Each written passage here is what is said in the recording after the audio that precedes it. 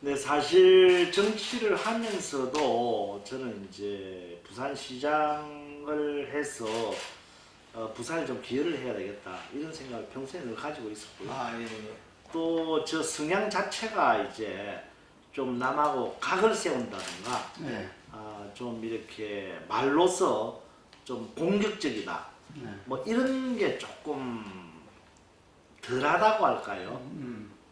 이런 이제 일로서 뭔가를 이제 추진해 나가는 그런 이제 스타일이 나한테는 맞다고 생각을 했거든요. 네. 그래서 사실 정치인들은 법안이라든가 뭐 이런 것도 하지만은 사실 여야의 어떤 대립 관계 속에서 그렇죠. 자기의 어떤 그 정체성이라고 할까요? 이런 걸 찾아가는 이제 그런 이제 과정이라고 하면 저는 개인적으로 생각을 할 때 그런 것보다는 일을 통해서 시민들과 국민들에게 이렇게 말하자면은 안전한 사회를 만들고 행복한 어떤 도시를 만들고 뭐 이런 것이 정치가 해야 될 일이다 하고 늘 생각을 했었기 때문에 시장을 하겠다는 생각을 가지고 있었죠. 네. 아마 처음부터 그런 요구가 많았을 건데. 네, 그런 생각을 하고 있고 네. 나도 똑같이 하고 있었고 또 그렇게 바꾸어 보려고 굉장히 집중을 하고 있습니다. 다만 이제 제가 며칠 전에 어떤 장소에서 사실 모죽 이야기를 했거든요. 모죽이라고 하는 대나무. 이게 이제 모죽이라고 하는 대나무에 씨를 뿌려 놓으면 4년 동안은 싹이 트지 않는답니다. 그런데 5년이 되면 그때부터 매일 7cm씩 자란답니다. 그래서 6주 동안 딱 자란답니다. 그리고 이제 성장을 거의 멈추는데 키가 한 30m 정도까지 큰데요. 그리고 아주 화려하게.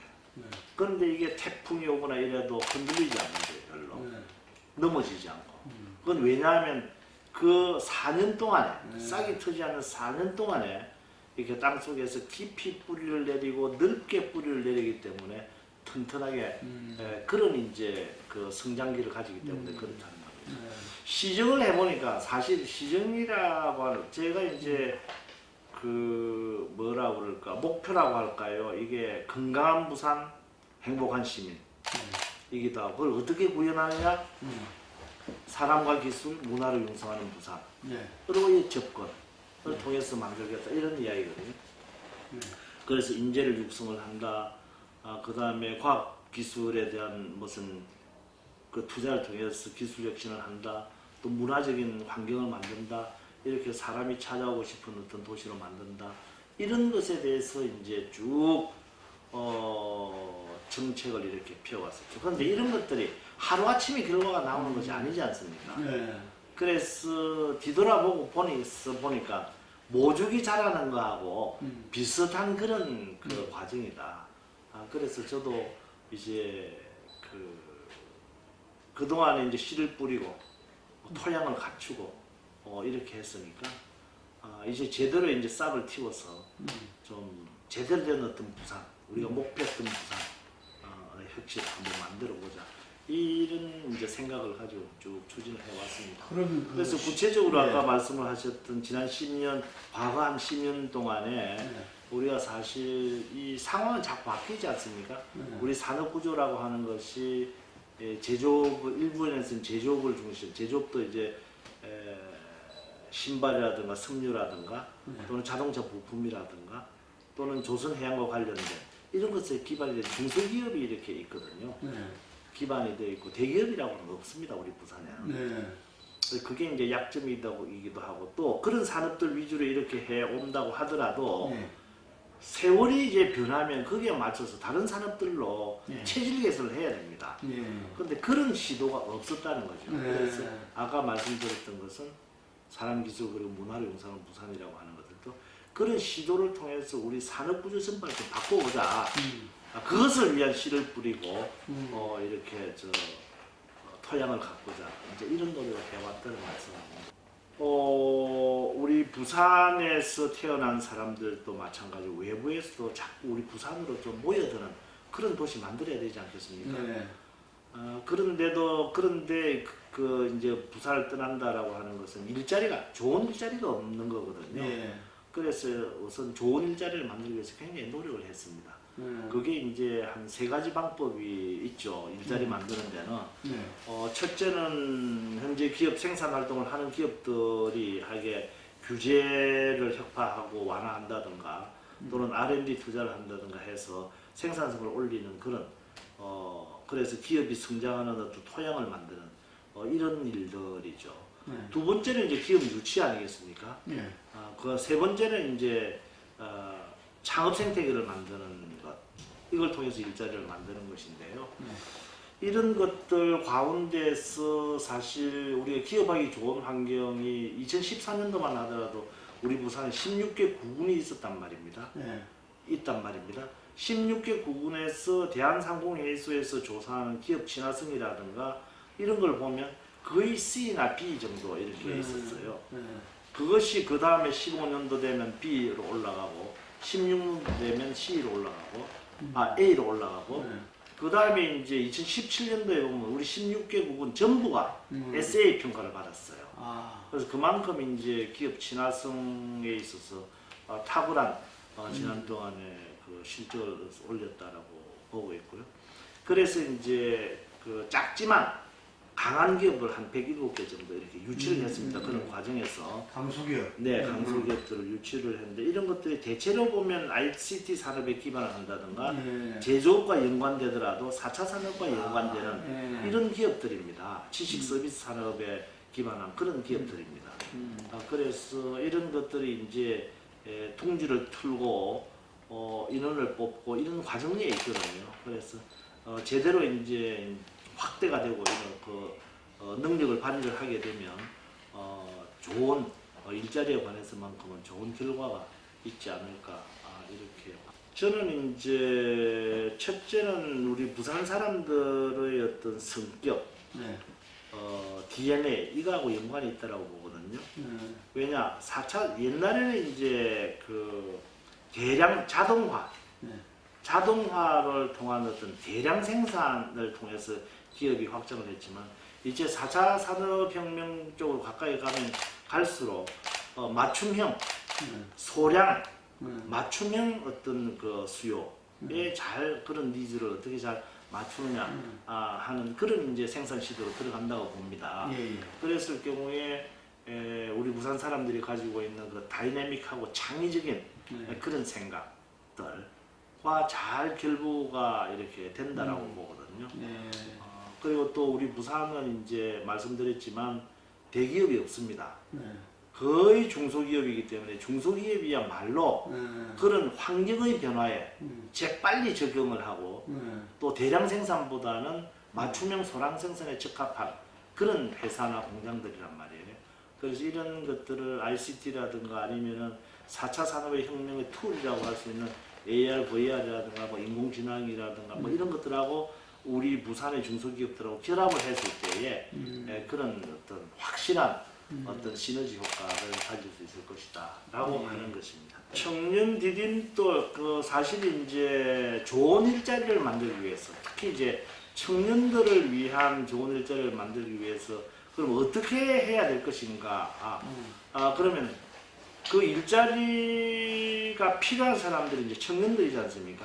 그래서 청년들하고 뭐 진담을 한다든가 좌담을 한다든가 이런 과정을 통해서 청년들이 실제로 느끼는 어려움이 뭔가 뭐 이런 것들을 우리가 간담회를 통해서 파악을 했습니다. 그런 노력을 쭉 계속했었고요. 그래서 이제 우리가 만들어낸 것이 청년 디딤돌 플랜입니다. 대학을 다닐 때부터 시작을 해서 요즘 이제 학생들 같은 경우에 자력으로 대학을 다니는 사람들도 있고 또 부모들의 경제적 상황 때문에 대학 다니면서 이렇게 편의점이라든가 이런 거 아르바이트 같은 거를 한다든가 독립적으로 생활하는 학생들이 많이 있습니다. 그래서 이런 분들에게 어떻게 하면 조금이라도 좀 도움이 될까 해서 좀 맞춤형 어떤 계획을 만들어냈습니다. 그래서 학교 다닐 때에 학자금 대출에 대한 이자를 우리가 거기에 어디죠? 대학 그 협의회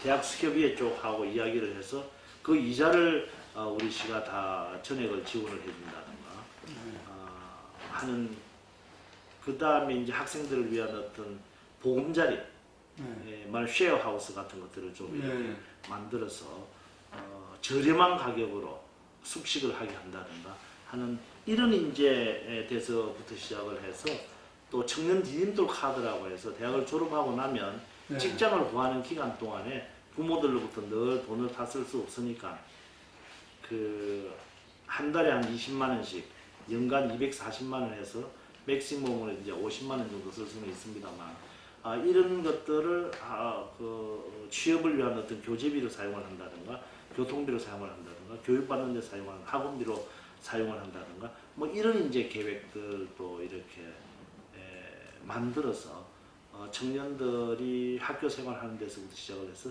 직장을 가질 때까지의 저희들 나름대로의 편의를 도모하기 위한 지원책을 종합적으로 짜서 만들어서 지금 시행을 하고 있고요. 그것이 청년 디딤돌 플랜이라고 하는 것입니다. 그게 제가 이제 제일 처음에 이야기했던 사람, 기술, 그리고 문화로 융성하는 도시가 구현이 되어야만 지속 가능한 도시로의 발전이 가능하다는 겁니다. 말씀하셨다시피 요즘은 이제 국가가 이 경쟁력을 겨냥하는 시대가 아니고 경쟁하는 시대가 아니고 도시들끼리의 경쟁을 통해서 도시의 성장 잠재력이 그 국가의 경쟁력을 겨냥한 그런 시대가 되었지 않습니까? 그래서 저희 시만 하더라도 무슨 국내에서 제2의 도시다 이런 데 안주하는 것이 아니라 우리가 싱가포르하고 경쟁을 한다든가 또는 그 홍콩하고 경쟁을 한다든가 이런 체제를 가져야 되겠다 라고 하는 생각을 가지고 있습니다. 그런데 우리 부산이라고 하는 도시는 굉장히 좋은 또 지정학적인 그런 위치에 있습니다. 말하자면 동부가의 어떤 그 중심 도시로서 허브 도시로서 역할을 충분히 할 수가 있거든요. 왜냐? 작게는 이제 우리 동해안이라고 하는 보면 일본의 서해안 쪽 도시들하고 그 다음에 우리나라의 동해안, 북한의 동해안, 그 다음에 러시아라든가 동북 삼성 이런 걸 보더라도 항구 도시로서 인구 300만 이상이 되고 제대로 뒷받침을 경제력을 가지고 있는 그런 도시는 부산이 유일합니다.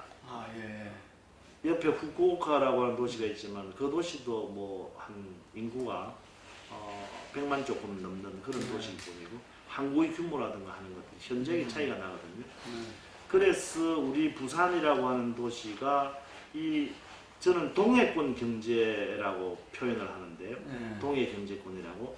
동해안 이 주변에 있는 각 나라들의 도시들의 어떤 거점 도시가 되어서 그 영내의 어떤 서로 교환이라든가 그 무역이라든가 사람과의 어떤 그 왕래라든가 이런 것의 허브 도시가 되고 또 그것을 모두 모아가지고 세계와 교류를 하는 그런 도시로서의 역할을 해야 되겠다.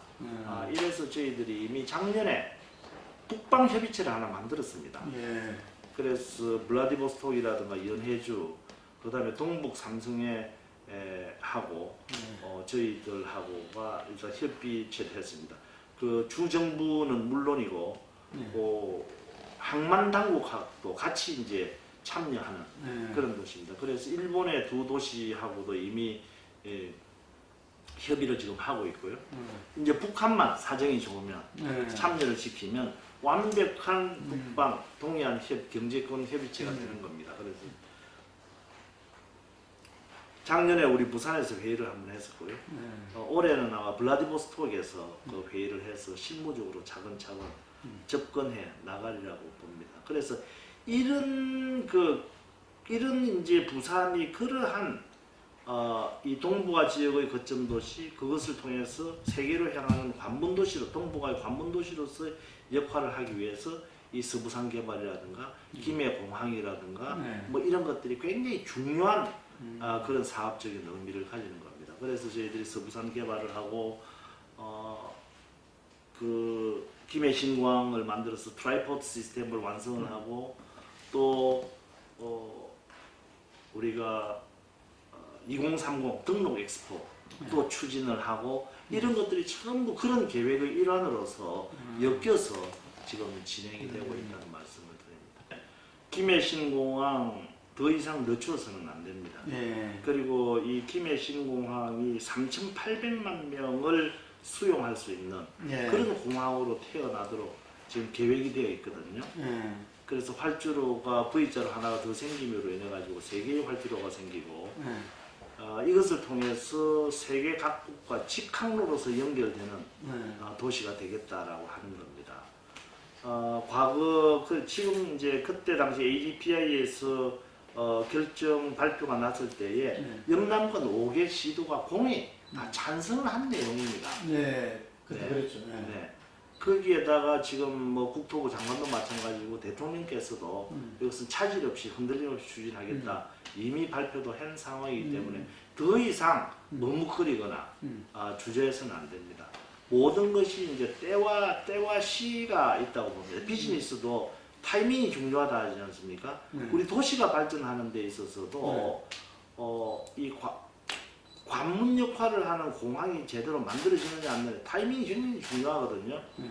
지난 한 20년 동안 갈등을 겪으면서 겨우 이렇게 해왔는데 이제 또다시 흔들어서 갈등을 일으켜서는 안 된다고 봅니다. 그것은 정치 이제 선거가 가까워 왔기 때문에 정치적으로 이용을 하기 위한 그런 이제 술수다. 저는 이렇게 보고 더 이상 정말 우리 그 영남권에 제대로 된 공항을 만드는 그런 과정에서 정치적인 이유로 인해서 흔들지 말아줬으면 좋겠다. 근데 지금 진행에 무슨 차질이 있습니까? 없습니다. 없습니까? 네, 이런 큰 이제 행사를 하는 데 있어서는 아무래도 지금 그 뭐 대부분은 찬성한다고 하더라도 반대하는 사람도 있을 거 아니겠습니까? 네. 그러나 그런 사람들은 설득을 하고 또 보완을 어떻게 하면 해나가는 것인가 그것을 연구를 해야지 그걸 자꾸 부추겨 가지고 반대하는 분위기를 만든다는 것은 정치인으로서는 해서는 안 되는 일이라고 생각합니다. 유엔의 이제 헤비타트하고 두바이 정부가 이제 공동으로 만든 상인데요. 세계 정책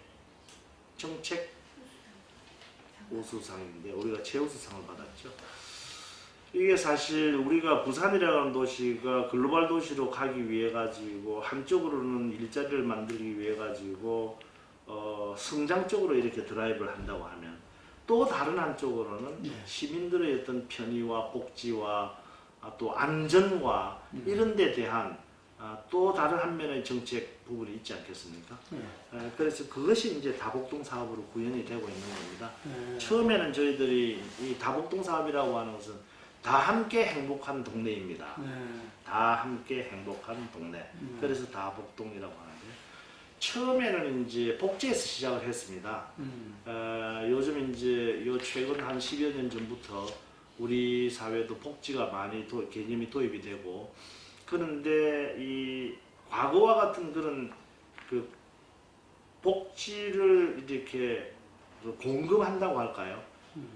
그런 행정 어떤 공무원들의 어떤 생각만 가지고는 일이 제대로 안 되는 것이다. 이 현장에 있는 수요자의 입장이라든가 이런 것을 우리가 잘 살피고 해야 된다. 그래서 이 복지의 효율성을 이렇게 높이고 복지 사각지대를 없애야 되겠다. 이런 취지에서 동사무소를 중심으로 해서 컨트롤 타워를 만들어서 그 동사무소에 이제 주민들이 모여서 누구네 집에는 숟가락이 몇 개다 다 잘 알 거 아닙니까? 그러니까 누가 복지 혜택을 받아야 될 것이고 누가 안 받아야 될 것이고 이런 걸 동네 사람들이 잘 아니까 너가 모여서 이런 것들 좀 가려내라 말하자면 제대로 좀 이렇게 사각지대가 없게 좀 해주세요. 이렇게 해서 이제 시작된 것이 이제 다복동입니다. 근데 이게 시작을 하다가 보니까 실제로 아주 효과가 있고 주민들이 굉장히 좋아했습니다. 그래서 하나씩 둘씩 이렇게 더 이제 말하자면 사업이 이제 추가가 되는 거죠. 그래서 현재는 8개 분야에 36개 사업 종류가 있습니다. 근데 이것이 동네마다 다 똑같은 것이 아닙니다. 다들 그 동네마다 원하는 것이 다 다르고 하는 것이기 때문에 그걸 다 모으니까 이제 8개 분야 36개 그런 아이템이 되는데요. 우리 부산에 206개 동이 있습니다. 네. 206개 동이 있는데 올해로서 206개 동 전동의 다복동 사업을 실시를 이제 하고 있습니다.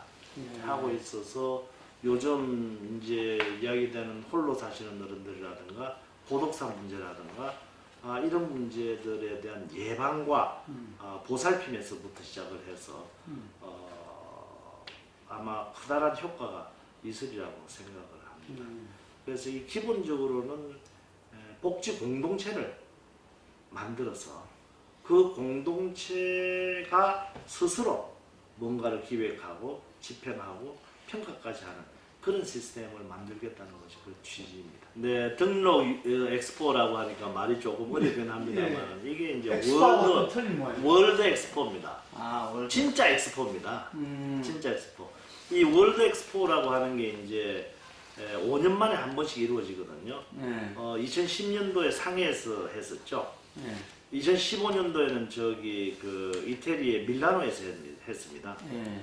근데 이 5년간에 이루어지는 진짜 엑스포를 우리가 유치하려고 하는 것이고, 이 5년간에 이루어지는 월드 엑스포 사이에 인증 엑스포라고 하는 것이 한 번씩 합니다.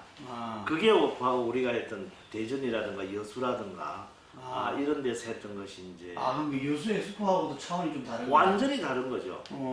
어떻게 다른가 하면요, 인증 엑스포는 이제 전시 기간이 한 3개월밖에 안 되고요. 또 이제 우리 개최국에서 모든 전시관을 만들어 줍니다. 그러면 각 나라들에 우리가 연락을 해서 참여하면 그 무상으로 임대도 해주고 또는 돈을 받고 임대도 해주고 이렇게 진행을 하거든요. 그러니까 끝나고 나서 전시실을 어떻게 활용할 것인가에 대해서도 상당히 좀 머리가 아픈 문제가 남아 있습니다만 이 월드 엑스포는 사이트만 지정을 해주면 각 나라들이 다들 자기들의 기술과 돈을 가지고 와가지고 짓습니다. 갈 때도 자기들이 철거를 해가지고 갑니다. 뿐만이 아니라 이제 전시 기간도 6개월에 걸쳐서 이루어지거든요. 그래서 다른 나라들의 예를 보면 한 중국 같은 데는 한 5천만 명 넘게 6개월 동안에 왔었고요. 밀라노 엑스포 할 때도 2천만 명이 넘게 이렇게 왔었거든요. 그래서 저희들도 최소한 그 기간 동안에 2천만 명 이상, 한 5천만 명 정도까지 오지 않겠는가 이렇게 생각을 하고요. 이제 그때 오는 만일에 한 2천만 명만 온다고 생각을 한번 해보십시오. 한 2박 3일만 우리 부산에서 먹는다고 하면 그 경제적인 효과가 어마어마하리라고 직접적인 경제적인 효과가 있지 않습니까? 카바는 가능합니까? 그럼요. 그래서 우리 지금 이제 호텔이라든가 뭐 이런 것들도 지금 부산에 많이들 짓고 있고요. 또 그래서 이제 저 공항이 더욱더 필요하다는 겁니다. 직항로가 있어야 되고 그런 것들이 다 이렇게 얽혀 가지고 있는 겁니다. 그리고 이제 아시다시피 월드 엑스포라고 하는 것은 그 나라가 가지고 있는 최고의 어떤 기술, 문화예술 이런 것을 선보이는 자리거든요. 그래서 전시를 하기 위해서 설치하는 기간 동안에 160개국이 넘는 나라들의 기술과 문화예술의 진수를 우리가 보고 서로 논의하고 협의할 수 있는 그런 장소 아니겠습니까? 그것을 통해서 기술 혁신도 한 단계 또는 문화적인 수준도 올라가는 거라고 보고요. 이런 걸 할 때는 이제 무엇보다 시민들 참여가 가장 중요하죠. 지금 저희들은 이미 벌써 지금 몇 년도부터 만든 자원봉사체제 3년 됐죠.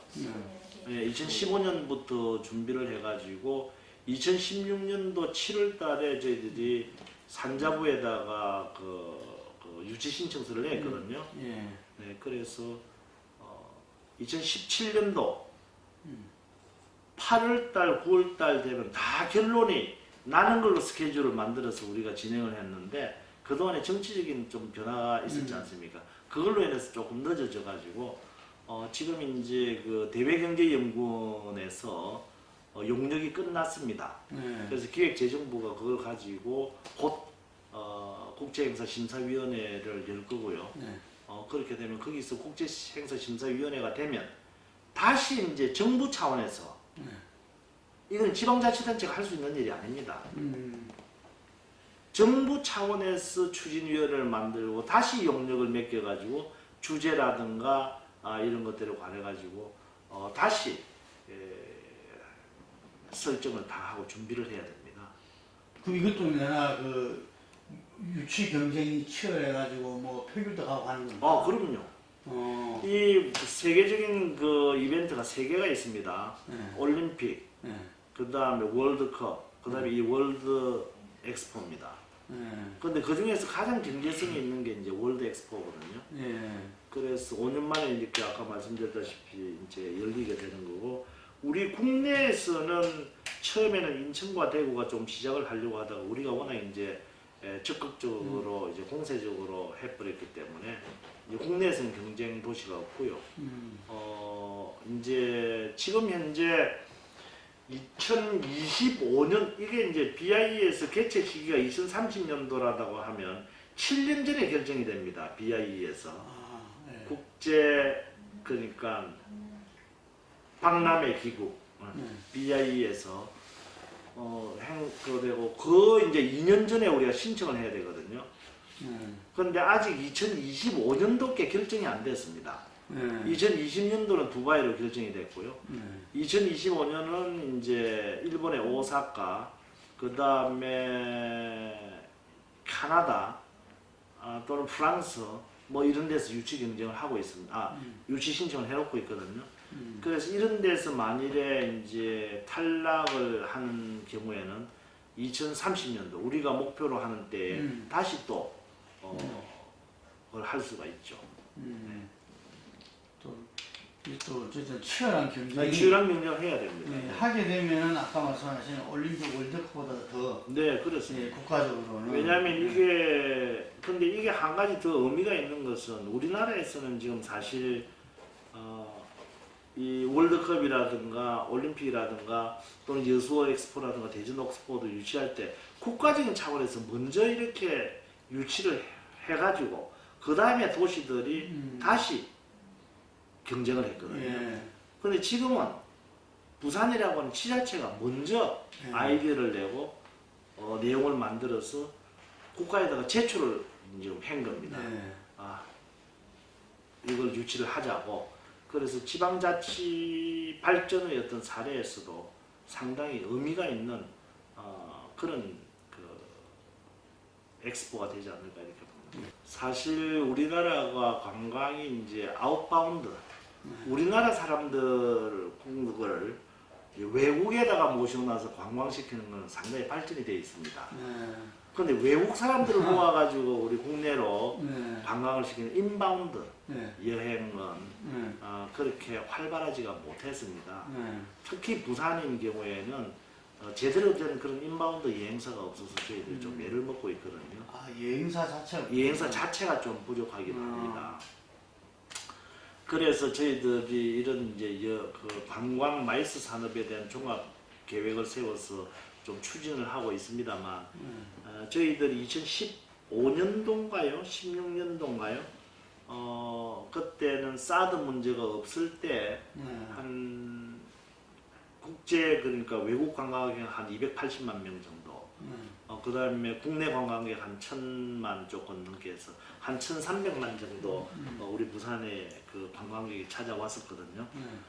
그러나 이제 사드로 인해 가지고 중국 관광객이 완전히 이제 발걸음을 걷어버리고 또 이제 일본도 그 소녀상 문제로 인해 가지고 국교 관계가 조금 어렵지 않습니까? 뭐 이런 관계를 일본 관광객의 숫자도 좀 줄어들고 이래서 지금은 상당히 어려운 그 상황입니다.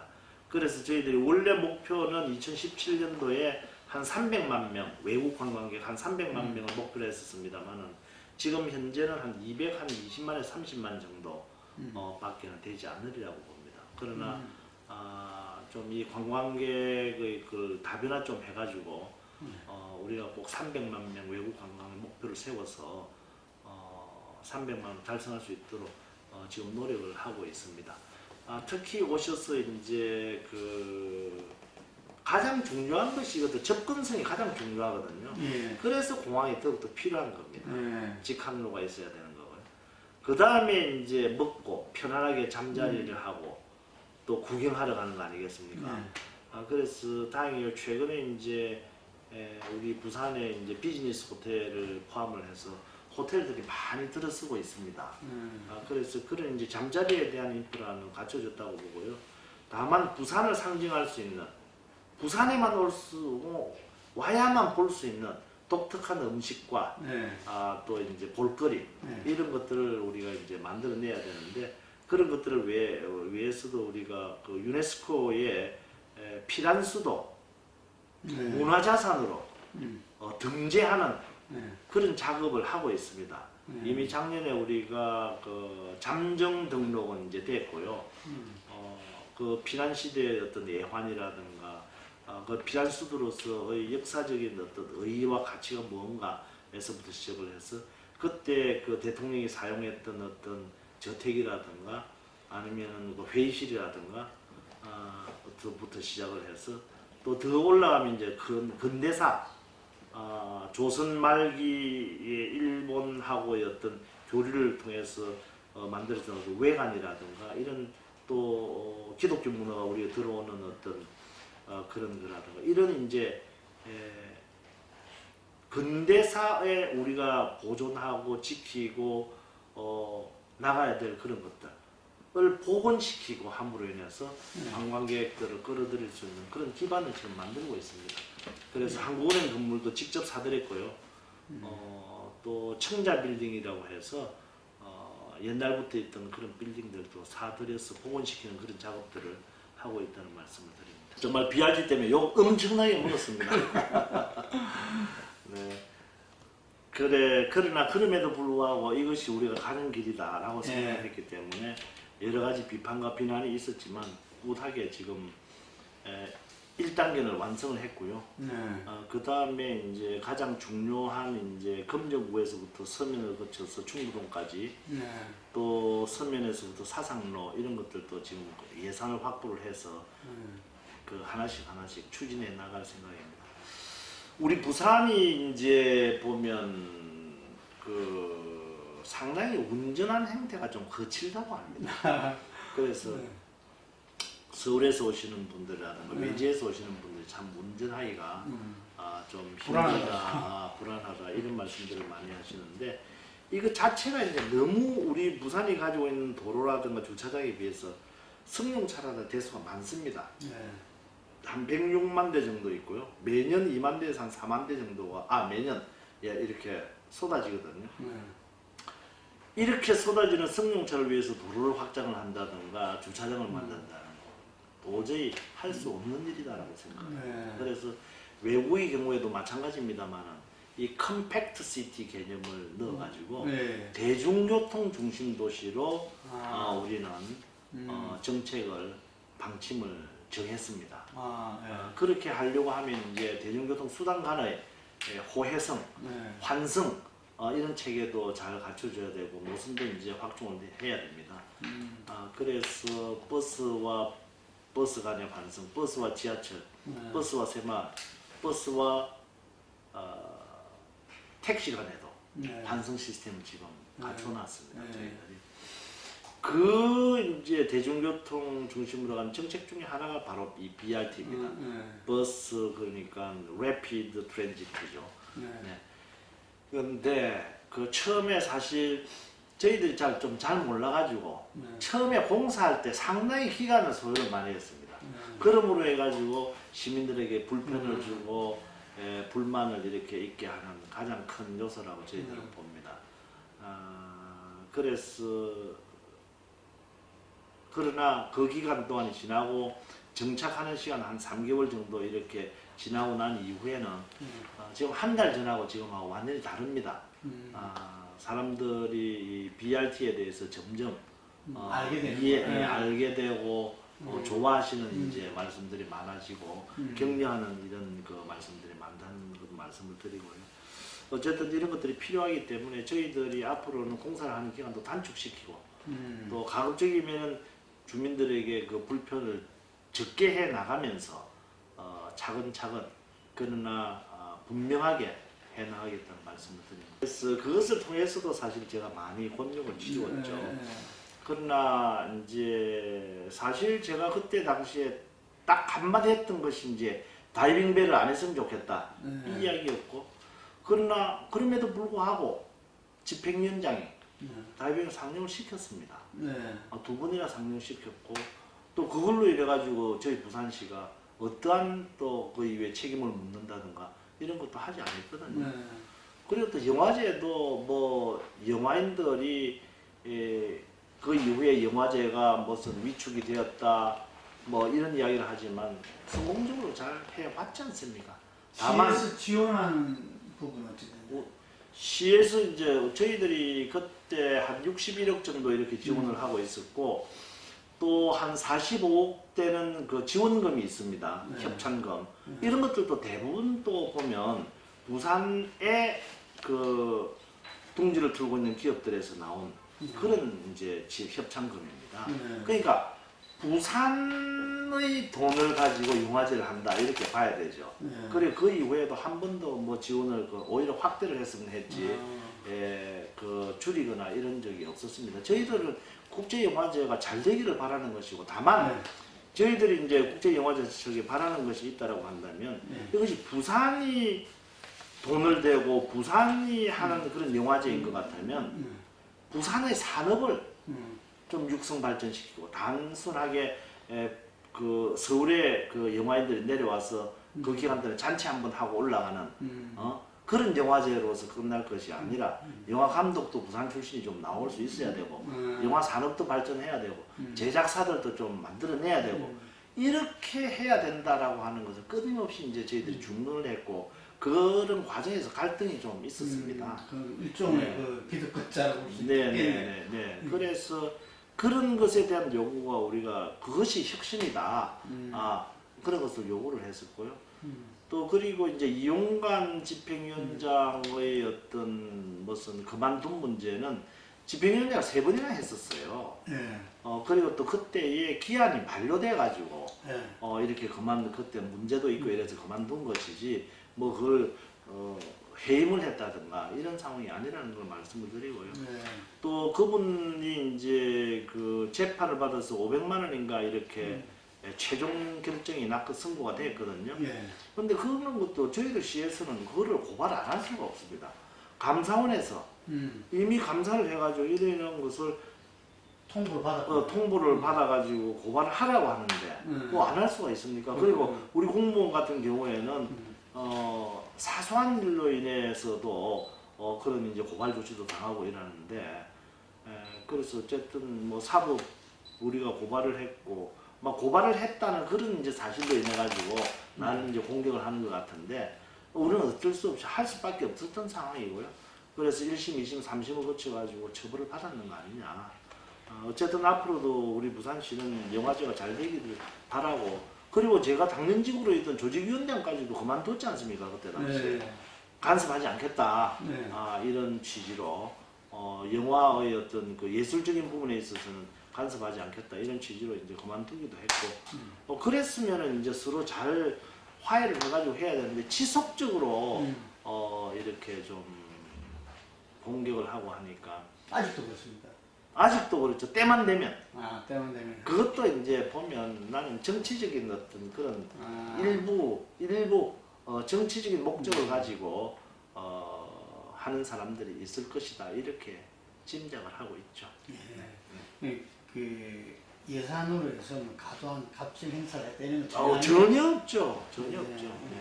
예산도 뭐 끊었다, 줄였다 이런 거 아닙니다. 오히려 중앙정부가 예산을 조금 이렇게 줄인 것을 저희들이 추경 때 오히려 더 시비를 올려가지고 더 커버를 해줬죠. 한 법조문 조금 고치면 됩니다. 뭔가 지금 대체로 보면 우리 법 체계라고 하는 것이 뭐는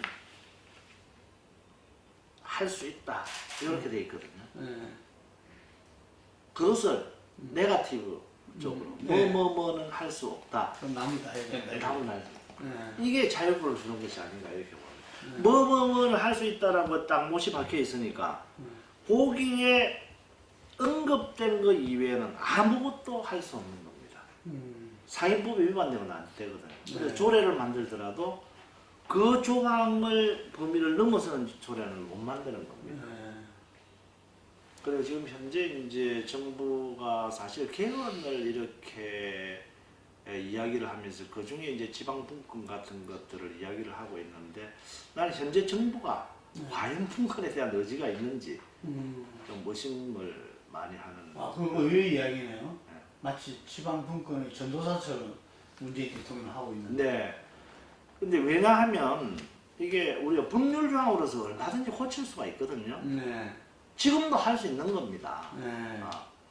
그런데도 불구하고 헌법에다가 그것을 얹어서 그것을 하겠다라고 하는 그런 입장이고, 요 최근에 오늘 어제 또 언론을 보니까 이제는 헌법에도 그런 것을 제대로 올리지 아니하고 법률 조항을 고쳐서 또 하겠다, 뭐 이런 이제 그 언급이 나오더라고요. 네. 그래서 이걸 예를 들어 지방자치권이라든가 조직권이라든가 자치조직권이라든가 자치인사권이라든가 뭐 자치입법권이라든가 네. 이런 것들 있지 않습니까? 네. 이런 것도 법률 조항 고치면 얼마든지 할 수 있는 겁니다. 네. 근데 이거를 되지도 않을 헌법 개정 가능하다고 보십니까 지금? 네. 지금 그 기간 내에 뭐 된다고 생각을 안 한다는 것은 어렵다고 보는 거 아니겠습니까? 근데 그 헌법도 개정 이제 내용이 굉장히 중요한 거거든요. 그럼 국민이 진정으로 헌법 개정에 필요한 내용이 뭔지 그런 조항들만 짝짝 뽑아가지고 해도 될까 말까 한데 뭐 모든 것을 망라하는 이런 이제 헌법 개정안을 들고 나온다라고 하면 과연 헌법 개정을 할 의도가 있는지 거기에 따라서 지방 분권도 안 되는 거 아니에요. 그럼 헌법 개정이 안 되면 막 따라서 막 그러면 지방 분권도 안 되는 거냐 하는 의심을 할 수밖에 없는 거 아니겠습니까? 민주당의 어떤 후보가 나오는지 아직 결정은 안 됐지만 그러나 지금 이제 진행되는 양상을 보면 또 오거돈 후보가 나올 것 같아요. 예. 그렇게 되면은 지난하고 똑같이 네. 또 리턴 매치가 되는 예. 이런 형국인데 저는 이제 4년 동안 이렇게 하면서 한 4년 가지고는 정말 제대로 된 어떤 성과를 내지 못한다. 아까 모주 이야기 하셨잖아요. 꼭 한 번 더 해서 네. 제대로 부산을 내가 원하는 2030년대 목표가 우리 도시 경쟁력을 세계 수많은 도시들이 있지만 한 경쟁력 한 30위권까지는 만들어야 되겠다. 그리고 1인당 GDP도 한 부산이 한 5만 불 정도는 만들어야 되겠다. 이런 이제 구체적인 목표를 가지고 이렇게 하고 있습니다. 그래서 그러면서 정말 우리 부산 사람들이 부산을 사랑하면서 이렇게 살고 싶은 그런 부산, 인재가 모이는 부산, 꼭 한 번 도시를 만들어 보고 싶다라고 하는 그런 생각을 가지고 하고 있습니다. 그래서 그런 걸 하기 위해서는 4년 가지고는 좀 모자란다. 한 번은 더 해야 되겠다. 이런 생각을 가지고 도전에 임하고 있다는 말씀을 드립니다. 네. 그 요즘